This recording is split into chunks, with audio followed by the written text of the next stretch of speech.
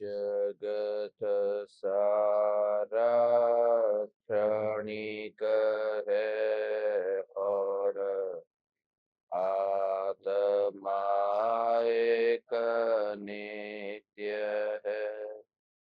आत्मा का अनुभव बस एकमात्र नित्य है।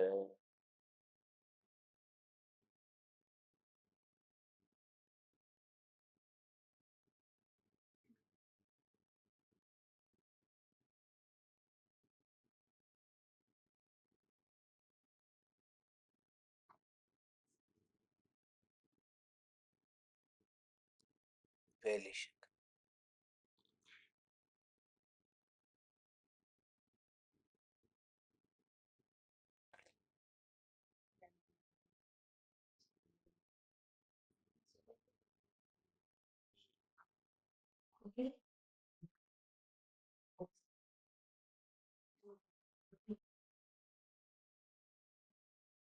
हाँ,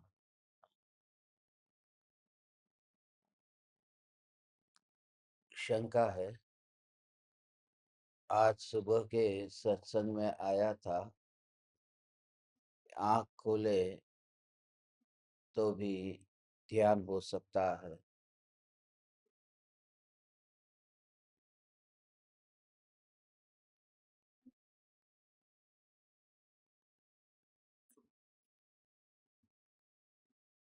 जब ध्यान होता है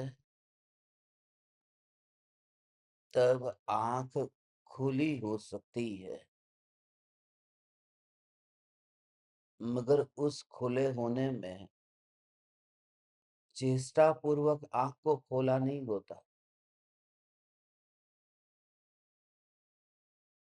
उस खुली आंख में उपयोग जब आंख से पलट जाता है तो आंख जिस अवस्था में रहती है उस अवस्था को नासाग्र दृष्टि कहते हैं। नासाग्र दृष्टि में आधी आंख खुली होती है, आधी बंद होती है, ऐसी हमें दिखाई देती है।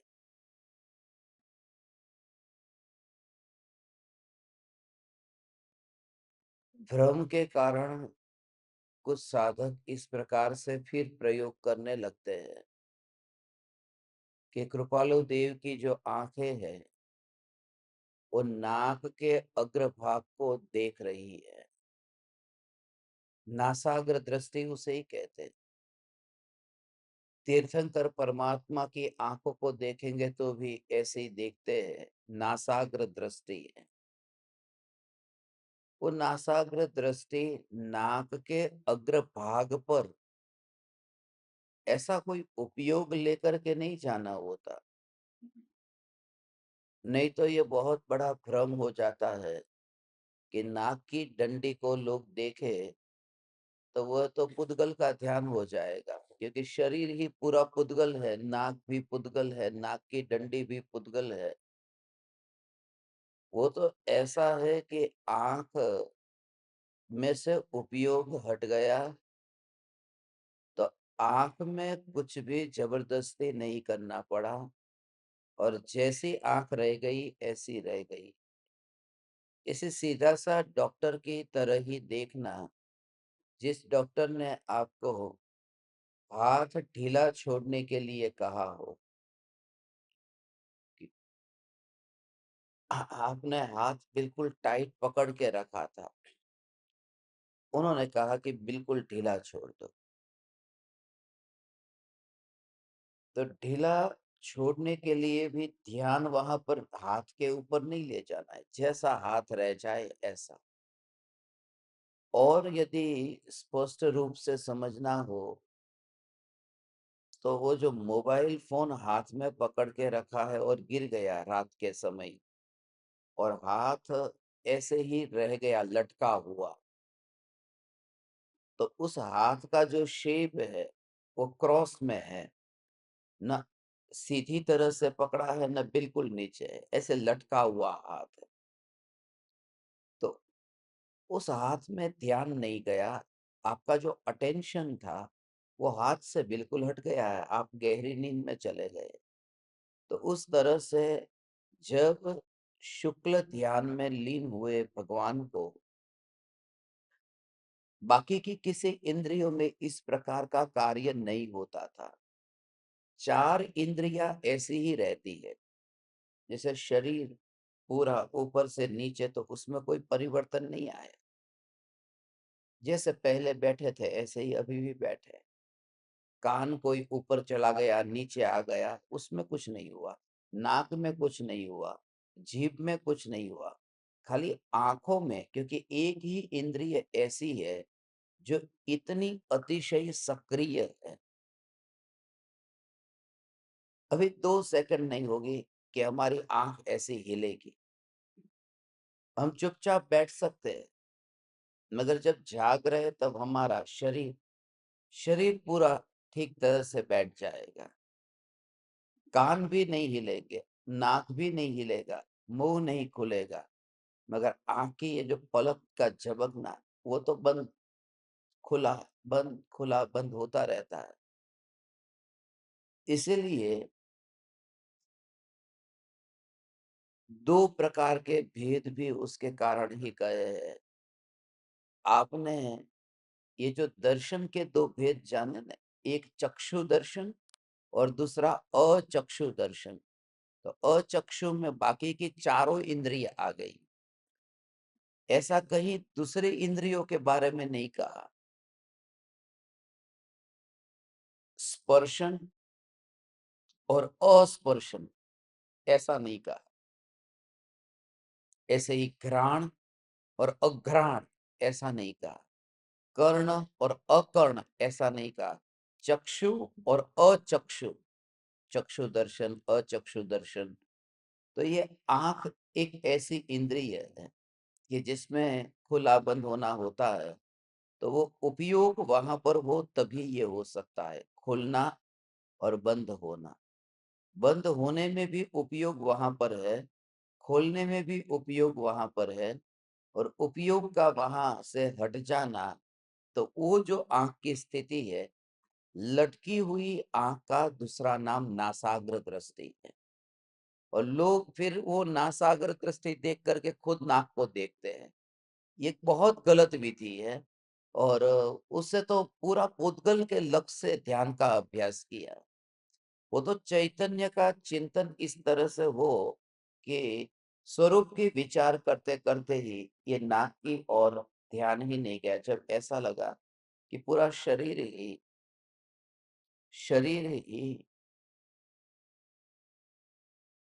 एक एक परमाणु से ही ये आत्मा का जानना नहीं हो रहा है। तो ज्ञान जब ज्ञान में स्थित होता है, तो वह आंख ऐसे की ऐसे ही रह जाती है।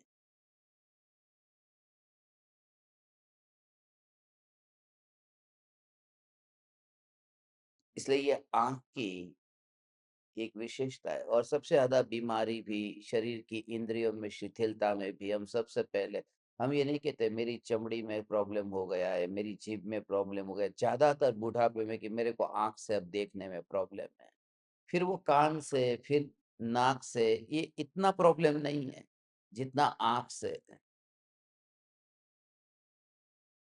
इसलिए आंख का बंद होना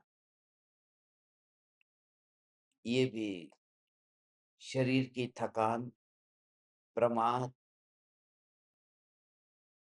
आत्मा की अभी अधूरी दशा, ये सब इसमें गर्भित है। इसलिए कोई व्यक्ति 90 दिन तक भूखा रहे तो आश्चर्य नहीं होता, मगर कोई व्यक्ति पता चले कि 9 रात से 1 सेकंड भी सोया नहीं है, तो आश्चर्य होगा। इससे ये है कि जागना, उसमें पुरुषार्थ अधिक चाहिए भूखा रहने से। इसलिए जागृति परम धर्म है भूखा रहने से, उसमें बहुत मेहनत करनी होती है। इस पृथ्वी पर ऐसा कोई ही व्यक्ति होगा जो सोता ना हो, नींद आती ही है। भीतर से भी कहीं न कहीं से आँख बंद ना हो, उसकी क्रिया भी चलती हो, मगर सोना हो ही जाता है। एक व्यक्ति अभी इस पृथ्वी पर है, जो कभी सोया ही नहीं है, पिछले कई-कई वर्षों से उसे मैं मिला हूँ, वियतनाम में वह व्यक्ति है। उसका इंटरनेट के ऊपर बहुत, बहुत, बहुत लंबी डॉक्यूमेंट्री भी है, वैज्ञानिक भी उसके पास जाते हैं कि वो सोता ही नहीं है, कितने सालों से। मगर फिर भी भीतर में वह जो नींद है, आँख बंद हुए बिना ही कभी वो नींद आ जाती है। आपको मौका मिले तो इंटरनेट के ऊपर फिर ढूँढना, देखना पता चलेगा। आगे दूसरी शब्द।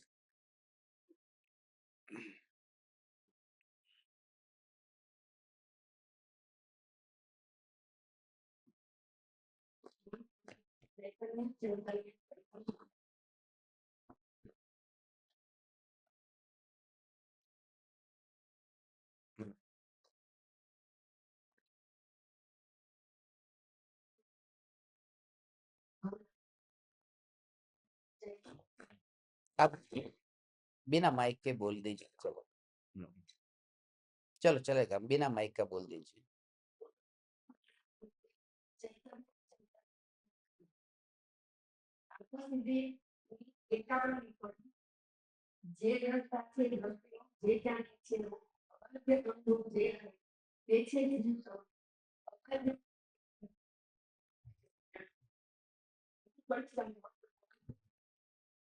अभी नहीं समझाऊँगा इसलिए क्योंकि 51वीं गाथा बहुत अच्छी तरह से सत्संग हुआ तब समझा चुका हूँ मैं। और दूसरी बार यदि आपको डिटेल में सुननी है, तो वो प्रवचन आपको भेज दूँगा, वो प्रवचन पूरा सुन लेना। क्योंकि वो एक ही बात को दोबारा रिपीट करने का कोई मतलब नहीं। हाँ, हाँ, हाँ,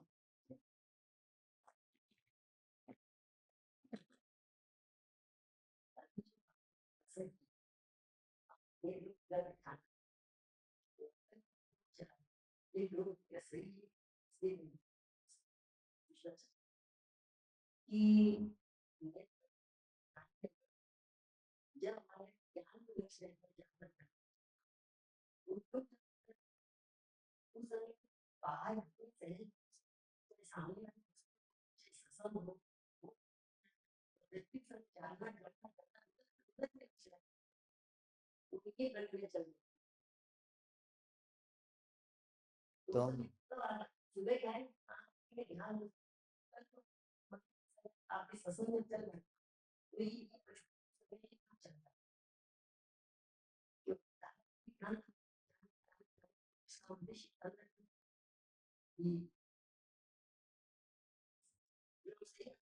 हाँ,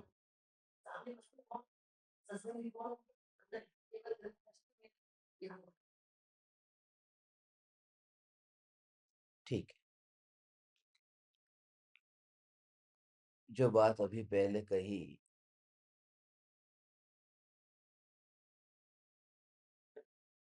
ज्ञान की जानने की पर्याय आत्मा की पर्याय है और आत्मा की पर्याय का इंद्रियों के परमाणुओं के साथ में कोई संबंध नहीं होने से आँख खुली हो या बंद हो, जानने में वही आता है जो ज्ञान विषय बनाता। आँख को घुमाने की भी ज़रूरत नहीं है।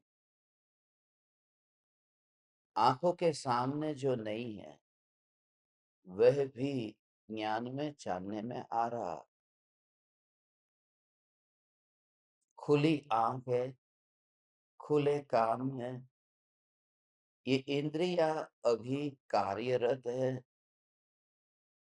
दुकानदार दुकान पर बैठा है, वहां से बारात निकल रही है, बैंड बाजे बज रहे हैं, कान से आवाज वहां टकरा रही है, आंखों के सामने वे दृश्य, जो घोड़ा गाड़ी, हाथी घोड़ा, ये सब जा रहा है। और उस व्यापारी ने आंख को बंद भी नहीं किया, घुमाया भी नहीं, कुछ भी किया नहीं, और वह ज्ञान में अपने ग्राहक को जान रहा है। वो ये बताता है कि आंख को मोड़े बिना भी ग्राहक जानने में आ सकता है। और थोड़ी देर बाद उसे कोई जाकर के पूछे कि बारात निकली थी, तो वो कहेगा मुझे नहीं पता। तो आंख खुली होने पर भी उपयोग वहां पर न हो, और ये होता है, आंख खुली हो और उपयोग वहां पर न हो। आप सब लोगों की आंखें तो खुली ही रहती, मगर सत्संग के दौरान कहाँ कहाँ चले जाते हैं। खुद प्रामाणिकता से सोचेंगे तो पता चलेगा कि ज्ञान किस किस को जानता है। और सत्संग में तो एक कमांड भी है कि कोई जगा दे, सुन रहे हो,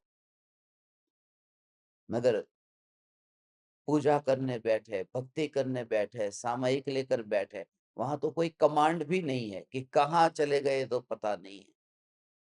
तो उस समय ज्ञान किसी भी विषय को जान लेता है जब भगवान की प्रतिमा सामने हो, मंदिर में बैठे हो।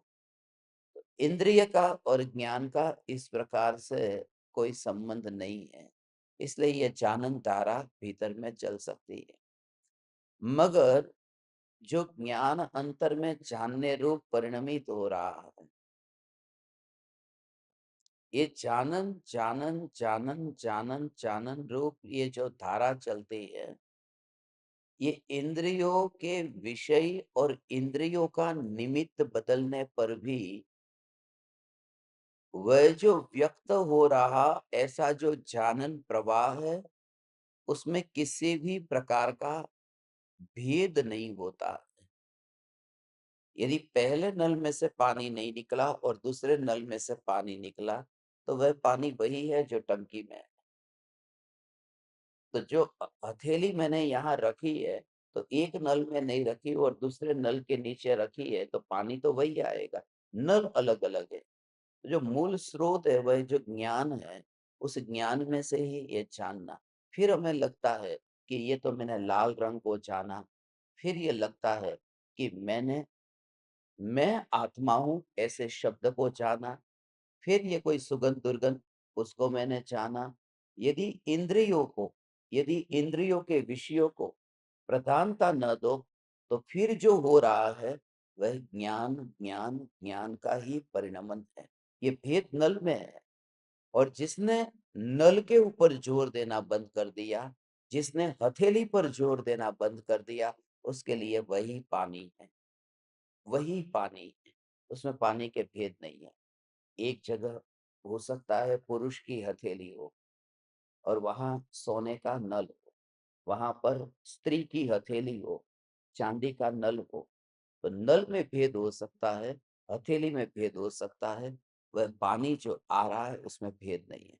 तो हथेली का मतलब ऑब्जेक्ट, जो ज्ञेय, जहां ज्ञान जाता है जानने के लिए। तो टेबल कुर्सी ये सब हथेली जैसा है। और ये पांचों इंद्रिया ये नल जैसे है। मगर जो ज्ञान वास्तव में वहां तक दूर तक जाता भी नहीं है।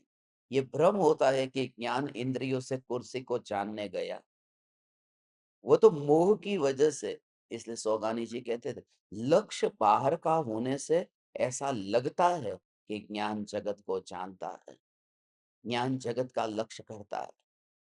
वो लक्ष्य जैसा है, बस दृष्टि बाहर में है, रुचि बाहर की है। इस वजह से ये तकलीफ है। और अधिकांश लोग जो ध्यान के लिए, तत्व विचार के लिए बैठते हैं, और एक ही शिकायत करते हैं कि यह ज्ञान अंदर में मुड़ता नहीं है। सुबह के ध्यान के प्रयोग के बाद में भी एक ज्ञान दीपक ने पूछा, थोड़ी देर बैठ करके उसने बहुत प्रयोग किया कि उपयोग है वह उपयोग अंतर्मुख हो, पलट जाए। उपयोग पलट जाए, कितनी खींचातानी की, उपयोग को अंदर में मोड़ने की मेहनत तो की है उसने। उसने उपयोग को पलटने के लिए कि ये उपयोग जो बाहर जा रहा है उसको मैं अंदर पलट दूं, और मेहनत करने के बावजूद भी वो सफल नहीं हुआ, और होगा भी नहीं, बिल्कुल नहीं होगा। इसलिए क्योंकि वो उपयोग को पलट रहा। उपयोग को नहीं पलटना है, रुचि को पलटना है। यदि रुचि पलट जाए तो उपयोग ऑटोमेटिकली अंदर जाता है। रुचि बाहर की है और तुम उपयोग को अंदर ले जाते हो, वो अंदर जा ही नहीं पाता है। इसलिए अहोभाव जो है, वो अहोभाव तो बाहर का है, और उपयोग को कहते हो तू अंदर चला जा।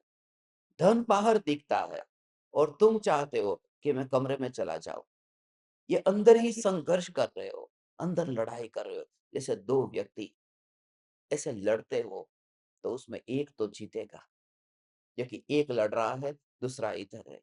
मगर एक ही व्यक्ति अपने दोनों हाथ से लड़ा रहा हो अपने को, तो कौन जीतेगा? उसमें नुकसान खुद का ही है, क्योंकि दोनों हाथ को अपन यही कर रहे हैं कि उपयोग को अंदर मोड़ना चाहते हैं, रुचि बाहर की पड़ी हुई है, और दिन रात मेहनत करते रहते हैं, होता कुछ भी नहीं है। तो रुचि को पलटाए तो उपयोग ऑटोमेटिक पलटेगा। उपयोग के साथ छेड़खानी मत करना, वो सहज है।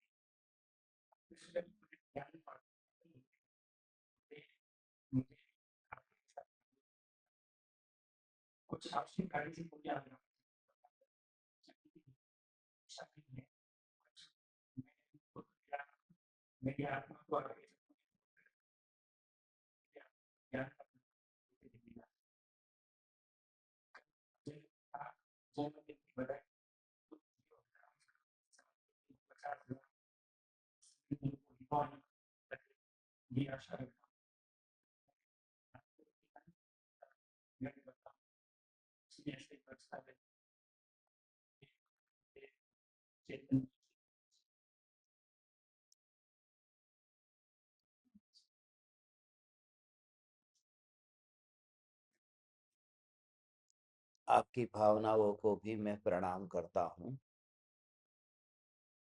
आपकी भावना उत्तम है। मैं लंबे काल तक संसार परिभ्रमण करता रहूं, तुम जियो हजारों साल, साल में दिन हो 50,000, मगर भावना अच्छी है। मुझे ये बात समझ में नहीं आती। हमारे विकल्प कहीं काम में तो आते नहीं। सब, हर कोई यही भावना पाता है ना,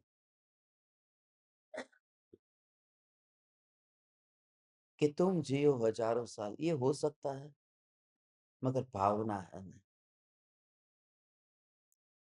ये हो भी सकता है। क्योंकि आदिनाथ भगवान का आयुष्य 84 लाख पूर्व वर्ष था कि नहीं। तुम जियो हजारों साल, ये हो सकता है, मगर साल में दिन हो 50,000, ये तो बिल्कुल झचता है। इसका कोई मैचिंग नहीं होता। एक आध बात तो वो जो पहली है, वो तो मैं मानने को तैयार हूं, मगर इसका फॉर्मूला कोई मुझे बताए तो मैं और आनंदित होऊंगा। आपके जैसे रुचिवान जीवों को ये तत्व की महिमा जगी है।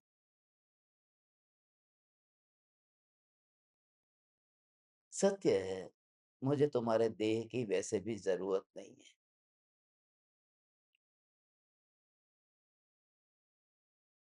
आत्मा ही यहाँ चाहिए।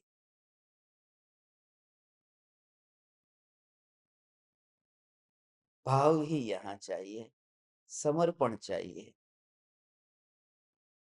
तुम जहां जहां पर रहो, जिन जिन ज्ञेयों को जानते रहो, उन ज्ञेयों में अपने ज्ञान के वैभव को न मिलता हुआ देखो, अपने में अपने ज्ञान का अनुभव करते रहो। प्रति समय ज्ञान के उत्पाद में ज्ञान की सत्ता को देखते रहो, और वो जो सत्ता को देखने वाली दृष्टि है, यह दृष्टि ही गुरु की भक्ति है। ये दृष्टि गुरु की भक्ति है। गुरु की भक्ति ये नहीं है कि उनके पास में बैठो, उनको हाथ जोड़ो। ठीक है, इस प्रकार का व्यवहार होता है, हर कोई शिष्य इस प्रकार का व्यवहार करता है। वो भीतर की अंदर की बात है जो मैंने मुंह से बोली। वास्तव में तो शिष्य यही कहता है।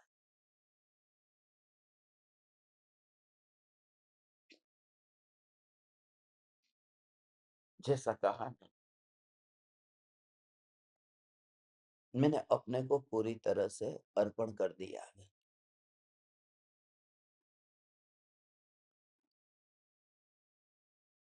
तभी तो मूर्ति तैयार होगी। आप अपना थोड़ा पत्थर इधर रखोगे और काट करके आधा पत्थर अपने घर वापस ले जाओगे, तो उसमें से मूर्ति मैं बनाऊंगा कैसे? इसलिए पूरा का पूरा पत्थर यहाँ छोड़ के ही जाना पड़ेगा। और वह भी जो बोलना है, वह भी भावों की गहराई है।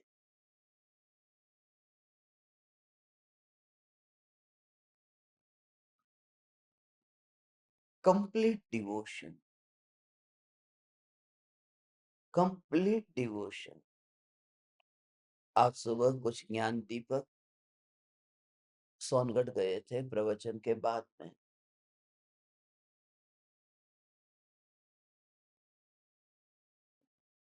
सोनगढ़ जाने के लिए वो मुझे बिना पूछे भी जा सकते थे, मगर ये आए सुबह, उन्होंने कहा कि मैं सोनगढ़ जाऊं, आप मुझे आज्ञा दो। तो गुरुदेव की भूमि है, साधना भूमि है, पवित्र भूमि है। बरसों बरसों तक गुरुदेव की दिव्य ध्वनि वहां खिरी है। मैं कभी मना नहीं कर सकता। वहां पर भी उन दीवारों में आज भी देशना की वह ध्वनि, वह प्रतिध्वनि वहां गूंज रही है। मगर बात वह नहीं थी, बात थी आज्ञा की बात थी।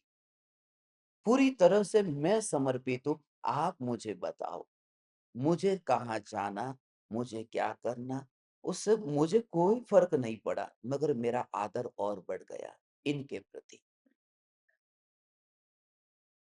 हाँ, उतना 5 मिनट का टाइम मेरा वेस्ट ही हुआ है, क्योंकि मैं काम कर रहा था। उनके साथ में बात करते करते 5 मिनट बिगड़ी है, उपकार मेरे पर कोई नहीं किया। मगर उस आत्मा की दशा अब पहले से और बेहतर हो रही है, जो स्वच्छंदी नहीं हो रहा।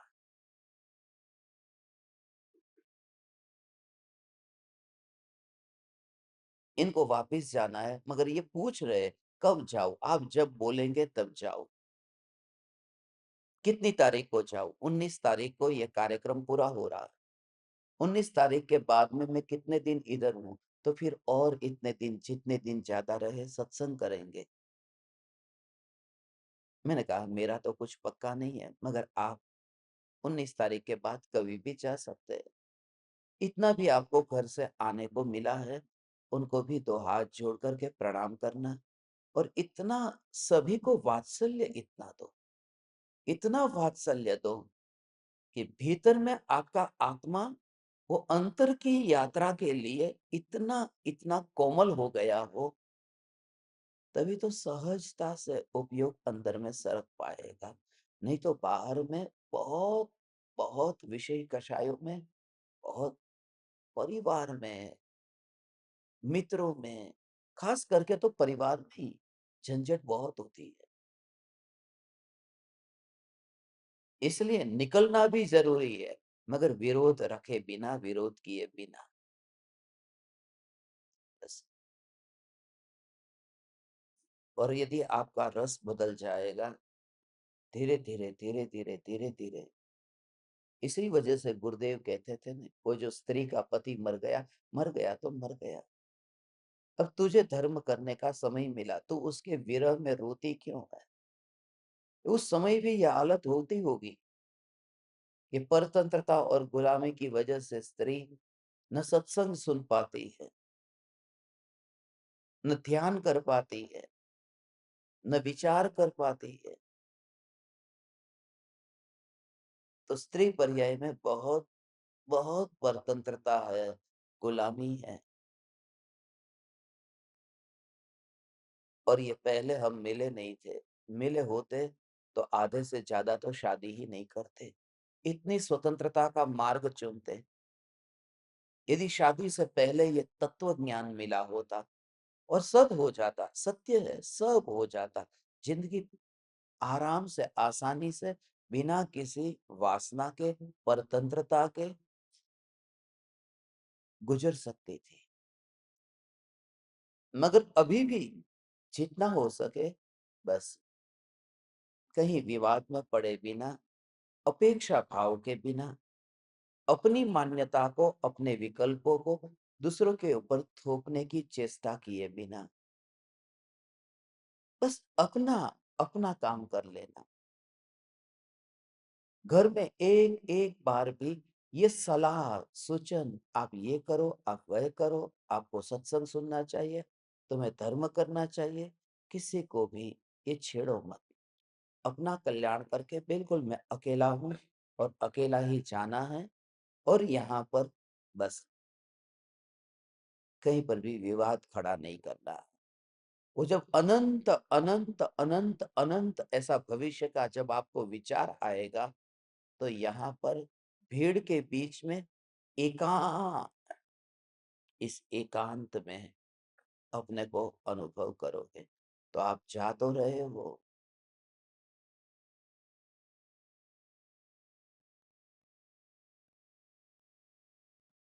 मगर आपका आत्मा यहाँ पर है। और यदि गहराई में कहो तो होना चाहिए था ये कि आत्मा आपके पास में रखो, आपका देह यहाँ। तो उल्टा करना चाहिए। और ये मैं नहीं कहता, ये कृपालु देव का शिष्य कहता है। कृपालु देव का शिष्य ये नहीं कहता ये आत्मा आज से आपका है, आदे हादि आज थी, वर तो प्रभु आती, ये तो आपका। आत्मा नहीं दे सकता, क्योंकि अंदर कौन लीन कौन होगा? जो बाहर का है वो बाहर दे सकता हूँ, भीतर की बात तो मैं आपको दे ही नहीं सकता। तो वो दूसरा नजरिया है। मेरा आत्मा तो मेरे पास ही रहेगा, अनुभव में आता ही रहेगा। ये रहा देह, ये भक्ति, ये पूजा, ये सब आपकी। एक आत्मा ही मेरा, बाकी जो कुछ भी था सब कुछ आपका। आप कह रहे हो बाकी जो कुछ है सब मेरा, अकेला आपका आत्मा मुफ्त का, उसमें कुछ भी नहीं। नहीं, भक्ति की भाषा वो कृपालु देव ने सिखाई। आदे हादि आज थी, वर तो प्रभु आधीन। प्रभु के अधीन ये देहादि बरतेंगे। आप जहां कहे, जैसे कहे, ऐसे ही। आप कहो नीचे बैठो, मैं नीचे बैठने को तैयार हूं। मगर नहीं बैठा जा रहा है नीचे, तो भी मैं बैठूंगा, क्योंकि आपने कहा है।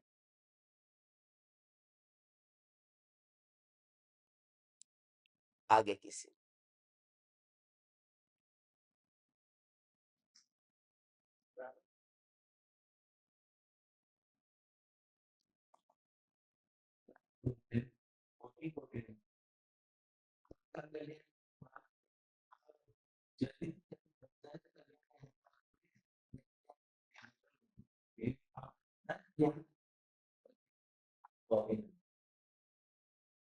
हम्म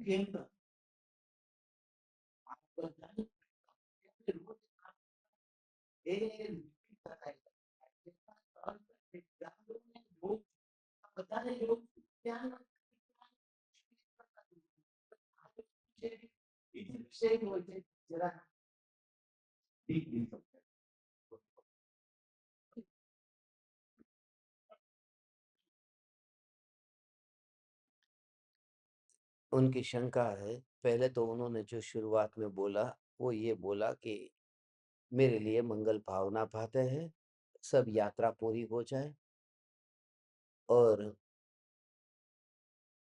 फिर पूरा का पूरा समय हम सब ज्ञान दीपक एक साथ में रह करके अधिक से अधिक समय अपने चैतन्य तत्व की आराधना में एकाग्र होकर के व्यतीत कर सके। इसका समाधान मैंने पहले दिया, जो कहा ना कि आत्मा के लिए, आत्मा की अनुभूति के लिए ध्यान का जो प्रयोग, तत्व विचार, ये जो आपको नित्य क्रम दिया गया, ये नित्य क्रम ये उपयोगी होता है, मगर आत्मा दूर रहता है, दूर लगता है। अभी कहा कि रुचि अभी दो और की है, आत्मा भी चाहिए और संसार भी चाहिए, और जोर होता है बाहर के संसार के भोगों की ओर। उसमें बहुत से कारण है, अहंकार है, अपनी एक छवि तैयार हुई है, उस अहंकार के भाव को छोड़ना ही नहीं चाहती। मैं किसी का बाप हूँ, मैं किसी का भाई हूँ, मैं किसी का ससुर हूँ। ये विचार नहीं करना पड़ता, ये दिमाग में भूसा भरा ही होता है, और वह जो भाव पड़ा होता है, वह ध्यान में अंदर में जाने में बहुत बाधक बनता है। एक इम्प्रेशन अपन लेकर के, अपनी छवि लेकर के ध्यान में बैठते हैं। मैं किसी का ही हूँ, मैं आपका गुरु हूँ, आप मेरे शिष्य हैं, अब मैं आत्मा के ध्यान में लीन हो, तो हो ही नहीं पाओ, क्योंकि रिश्ता तो साथ में जोड़ करके अभी आत्मा का विचार कर रहा हूँ। तो मैं ऐसी शुद्ध चैतन्य सत्ता हूँ, जिसका रिश्ता किसी से नहीं हो सकता, तो ये देह से ही आप अलग अनुभव करो। इसलिए मैं आपको भगवान कहता हूँ कि अपनी दृष्टि को ऐसे फैलाओ, जन्म से पहले ऐसा अस्तित्व, ये देह में से जैसे आत्मा बाहर निकला, तो जन्म हुआ 43 साल पहले, तो 43 साल से और आगे और आगे और आगे, तो वहां जहां देह था ही नहीं, तो और आगे तो आत्मा की सत्ता। You just realise the nature of knowledge. सत्ता, सत्ता, सत्ता। सो एसोसिएशन और creation, you will feel the difference. तो ये जो एटम है, वो एटम के साथ में एसोसिएशन हुआ है, मगर क्रिएशन नहीं हुआ। ये जो एग्जिस्टेंस जो था, वो वहां से ही यहाँ पर है, और वहां और यहाँ की भी बात नहीं है, ये कांस्टेंट एक ही है। और डीपर, और डीपर जैसे आप प्रयोग करेंगे, तो आपको खुद को लगेगा कि ये देह तो धारण ही नहीं किया। ऐसी नित्यता, और वो जब तुम्हारे अंदर में इतना भाव से टच हो जाए, मैं तो आपको डीपली समझाने को तैयार हूं, मगर डीपली समझाने के लिए मुझे कुएं में जाना पड़ता है, और मैं कुएं से चिल्लाऊंगा और तुम बाहर रहोगे, तो समझोगे कैसे? तुम्हें भी तो कुएं में आना पड़ेगा। तकलीफ ये है, तुम नहीं समझ पाते क्योंकि तुम सुनते हो बाहर, और मैं समझा रहा हूं भीतर। इसलिए यात्रा साथ में करो। साथ में, और उस समय जो आप कनेक्शन फील करेंगे,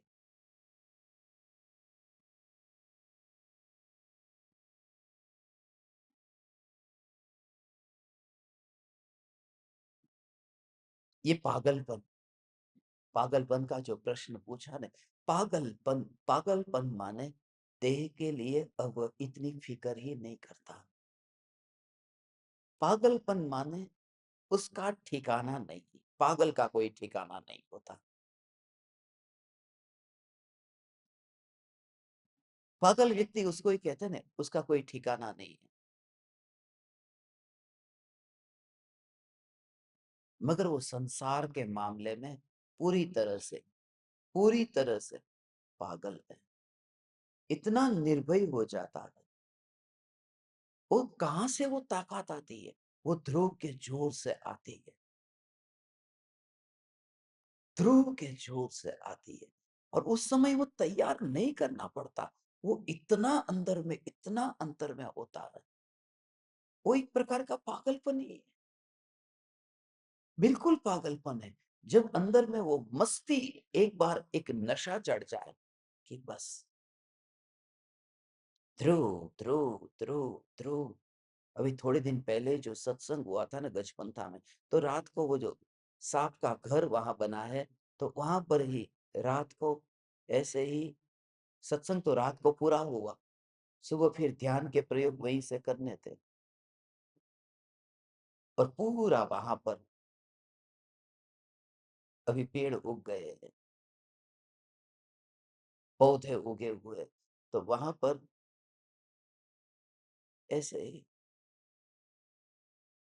उस समय किसी ने मुझे कहा, पागल हो गया है, यहाँ काई को सो रहा है।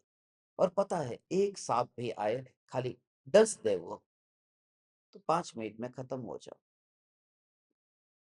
मगर उस समय जो हमारा सत्संग चला था, वो सत्संग से ऐसी दीवानगी आती है। वो पागलपन, दुनिया उसे पागलपन कहती है, मगर एक ऐसा कनेक्शन मिलता है गुरु से, सिद्धों से, ऐसा कनेक्शन मिलता है कि अरे मैं तो नित्य हूं। मगर ये बात कुछ क्षण की है, मगर वो दीवानगी फिर टिक जाती है। वही तो दीवानगी है। इसमें कोई भी कर सकता है। पागल लोग भी वहां पर सो जाते हैं, शराबी भी सो जाते हैं, गांजा पी करके लोग वहां सो जाते हैं, उसमें बड़ी बात नहीं है। पागल भी ऐसा कर सकते हैं, रास्ते पर सो जाते हैं, गटर के पास में शराबी लोग सो जाते हैं। बात यह है कि ध्रुव ध्रुव ध्रुव, ऐसा जब चिंतन चला, तो अंदर से जोर इतना आया कि उस समय देह का लक्ष्य छूट गया, और उससे और साहस दृढ़ हुआ, उससे एक अपूर्व दृढ़ता आती है। वो दृढ़ता लानी ही पड़ती है, कहीं ना कहीं से फिर लानी ही पड़ती है। तब दुकान खोल करके तुम बैठे हो, ऑफिस में तुम्हें जाना है, घर का काम करना है, दुनिया भर का काम हर कोई लेकर के बैठा है, मगर एक जुनून अंदर से लाना ही होता है कि कोई दुनिया लूट नहीं जाएगी यदि 10 दिन में निकल जाओ तो। मगर ये मौका है, साल में एक बार ही तो ये मौका मिलता है, जहां हम सब इतने लंबे काल के लिए साथ में मिल सकते हैं। बाकी तो मौका ही कहाँ मिलता है। 3 दिन गजपंथा मिलेंगे, बस 2 ही बार तो जिंदगी में मौका है। बाकी तुम तुम्हारे घर पर रहते हो, तो उस समय ये भय सताए कि क्या होगा घर का। घर में बैठ करके घर को देखने वाला व्यक्ति भूकंप में ही मर जाता है। तो उस समय थोड़ा साहस लाना होगा, जो होगा सो देखा जाएगा। ऐसा ही कहीं कहीं बहुत बहुत विकल्प करते करते करते इतनी झंझट हो जाती है, बस। तो थोड़ी वृत्तियों को, अपनी वृत्तियों को चेंज करना ही पड़ेगा,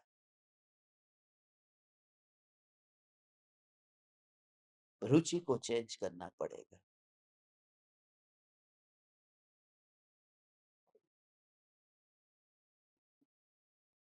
अब मैं एक जगह खड़ा हूँ, वहां से मुझे पानी की बोतल खरीदनी है। अब पानी की बोतल जो है वो कुछ 720 रुपये की है। अब 720 रुपये की बोतल है। अब लूं या न लूं, यू लूं या न लूं, मगर बोतल लेकर के मुझे उस जगह से अपनी होटल जाना है। और होटल जाने का किराया भारत के हिसाब से 4,000 रुपये का है। बहुत महंगा देश है, सेंट बार्थलेमी का बहुत महंगा है, तो 4,000 रुपये है, खाली 2-3 किलोमीटर। अब मैं वहां पर ये सोच रहा हूँ कि पानी की बोतल लूं या न लूं, क्या करूं, बोतल लूं या न लूं। उतनी देर में रात के 10 बज गए। और 10 बज गए और बोतल मैंने ली नहीं। फिर मैंने टैक्सी की। जैसे मैं उतरा, टैक्सी वाले ने 6,000 रुपया मांगा। बोला 6,000 रुपया का ही का 4,000 होता है। बोले 10 के बाद में 1.5 गुना चार्ज है। तब ये ऐसा विचार किया 720 बचाने में ये इतना और गया ना 2,000। कभी कभी जिंदगी में इतनी मेंटेलिटी हमारी इतनी नैरो होती है। इसलिए ये तो एक एग्जाम्पल बाहर का है, ऐसे ही सब मामले में, रिश्तेदारों में, मित्रों में, परिवारजनों के साथ, सब जगह इस तरह से अपन को करना ही होगा। मेंटालिटी चेंज करनी होगी।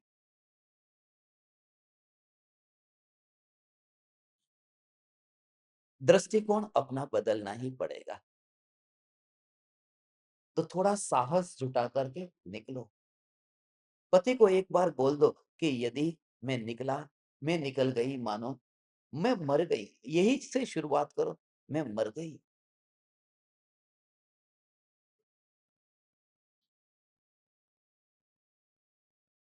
घर तो चलता ही रहेगा। घर में रहते हैं, ये गुलामी रहेगी ही रहेगी। बस।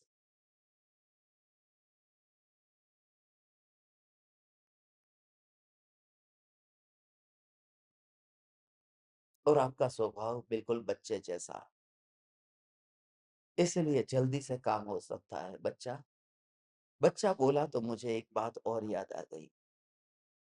एक साधु बाबा था।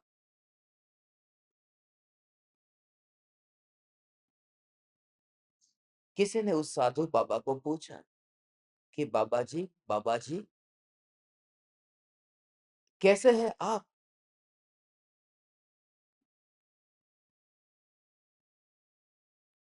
तो बाबा जी ने कहा, बच्चा हम तो बस साधु महात्मा हैं। हमारा राम जैसे रखता है ऐसे हम रहते हैं। बस। हमारा राम जैसे रखता है ऐसे हम रहते हैं। मेरा राम है ना। बस। कुछ नहीं। मेरा राम जैसे रखता है ऐसे ही हम रहते हैं। मगर बच्चा तू कैसा है? बच्चे ने उत्तर दिया, बाबा जी मेरी सीता जैसा रखती है ऐसे हम रहते हैं। बस।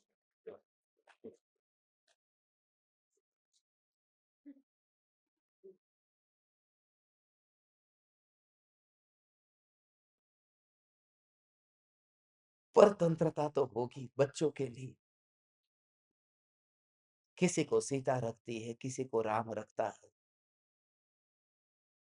हे ज्ञान दीपक, करो, साहस जुटाओ, अंदर से साहस लाओ।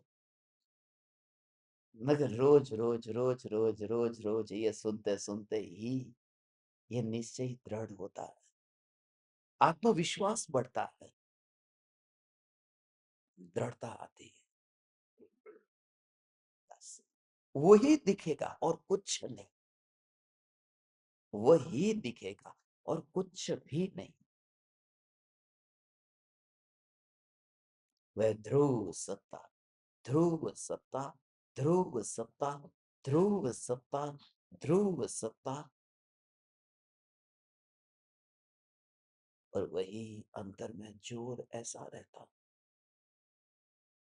ध्रुव सत्ता, और बाहर में पूरी तरह से इस प्रकार का राग, भक्ति, ये सारा, तो बाहर का काम बाहर पूरी तरह से हो भगवान, और भीतर में, भीतर का अंदर का परिणमन हो। ज्ञान ज्ञान ज्ञान ज्ञान, ये अंदर यही धारा चल रही है। थोड़ा निकलो, इससे पहले कि घर वाले तुम्हें भगा दे, इससे पहले खुद घर से निकलो, इससे पहले कि घर वालों के लिए तुम बोझ बन जाओ, इससे पहले तुम घर से निकल जाओ। जितना हो सके एकांत में, सदगुरु के सानिध्य में, सत्संग में, तीर्थ में। और अब वह समय आया है, 70 60 70 साल के काल में यदि वो नहीं आएगा तो कब आएगा? कब तक फिर वहां पर ही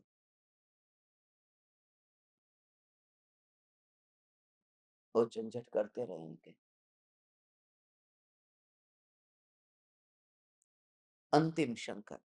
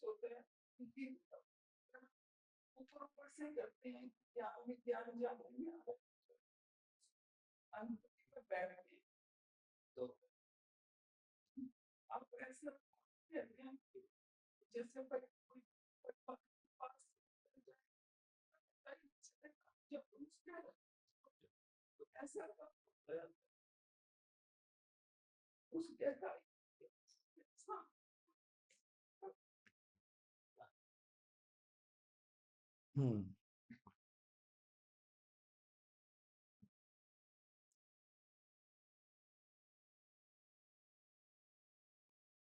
ये भी सभी की शंका है। पहली बात कि आप मुझसे अनुमति लिए बिना सोनगढ़ चले गए हैं, उसके लिए मैं तो आपको माफ नहीं कर सकता, बिल्कुल ही माफ नहीं कर सकता।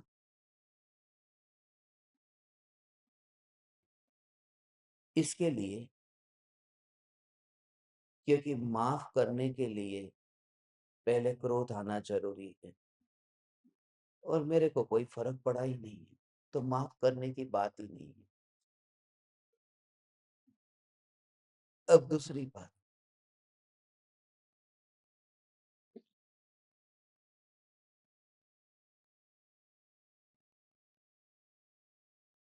मैं तो आपके वहां पर भी आता हूँ, घर से बाहर भी निकलता हूँ तो आपसे पूछता हूँ,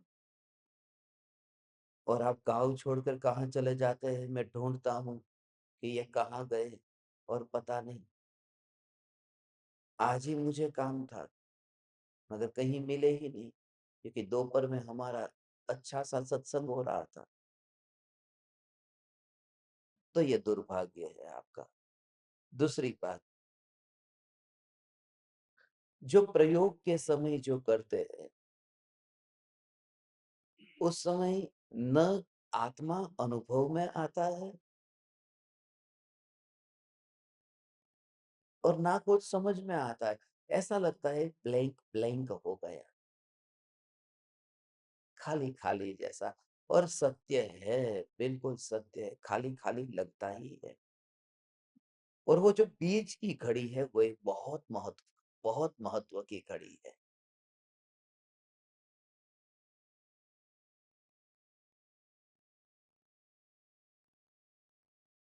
कसौटी वहां पर है, उसमें ही पुरुषार्थ करना।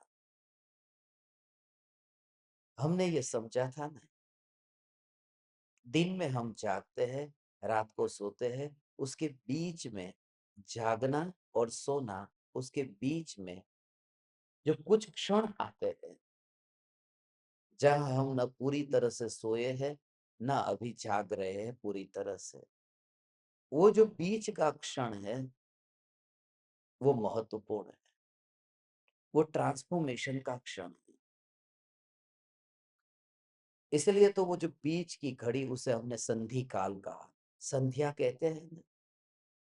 इसलिए तो हम शाम को आरती करते हैं, 3 बजे, 4 बजे, 1 बजे, कभी भी घंटियां नहीं बजाने लगते। शाम को 7 बजे हम घंटी बजाते हैं, मंदिरों में आरती होती है, सुबह उठते ही हम मंदिर जाते हैं। तो ये जो ट्रांसफॉर्मेशन है वो संधि का बहुत महत्व है। एक जगह से निकल गया और दूसरी जगह पहुंचा नहीं, उसके बीच में हालत बहुत बिगड़ती है,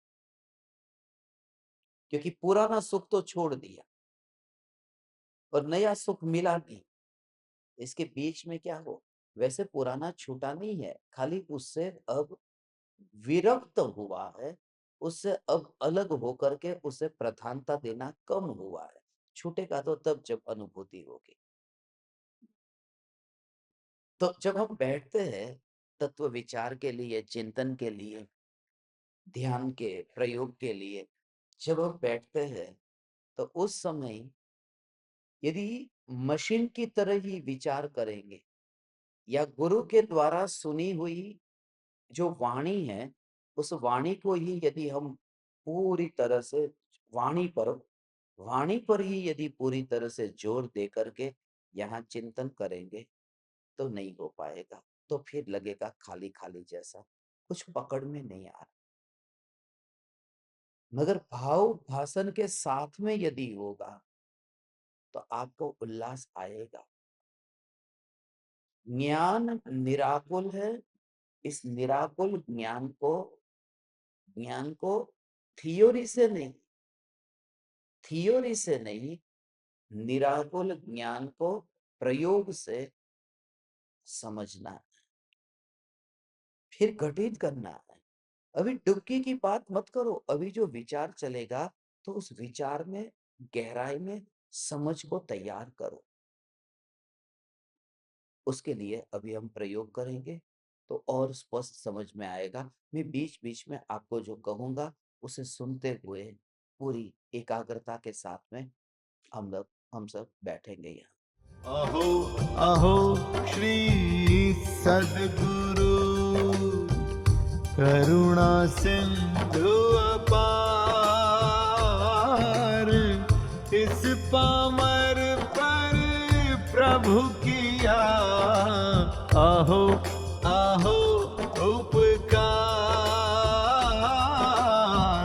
अहो अहो उपकार।